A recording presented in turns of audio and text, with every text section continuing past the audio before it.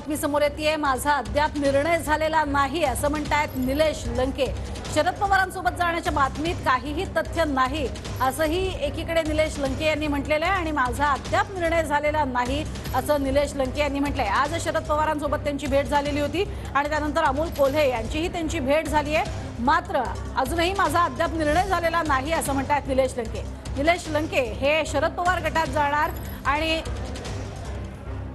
नगरमधून ते खासदारकी लढवणार का याकडे अर्थातच सगळ्यांच्या व्हिडिओ कॉल करा। मीच बोललो व्हिडिओ कॉल करू का नेमकं पुढे मी जरा आजारी असल्यामुळे मला हॉस्पिटलमध्ये जाणं गरजेचं होतं आणि नंतर मला गोळ्या डॉक्टरने घ्यायला सांगितलं।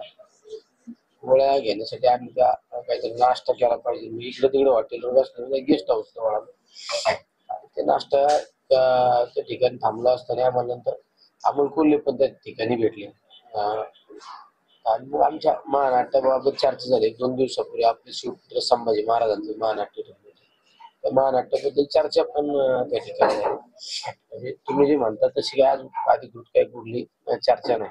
आता माझ्या परस्पर बरेच जणांनी सांगितलं की निलेश लंके थोड्या वेळात प्रवेशाला जाणार, हे करणार ते करणार, पण मलाच माहित नाही ना प्रवेश करणार। थोडक्यात मी असणार आहे, पण मला तर माहित पाहिजे ना।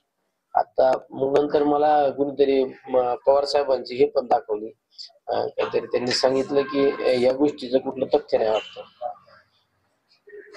नाही, परंतु असं बोललं जातं की मोदी बागमध्ये पवार साहेबांची तुम्ही चर्चा झाली, आज मिटिंग झाली, त्यानंतर तुम्ही यांना भेटलं कोल्हेंना, असं काही नाही, मोदी बागेचा माझा काही संबंधच नाही। कोल्हेंची पण भेट झाली, नेमकी काय चर्चा? कोल्हेंची आता महानाट्य आपण एवढं मोठं महानाट्य ठेवलं आणि ते योगायोगाने ते तिथे मुक्कामी होते वाटतं, तिथे भेट झाली आमची गेस्ट हाऊस।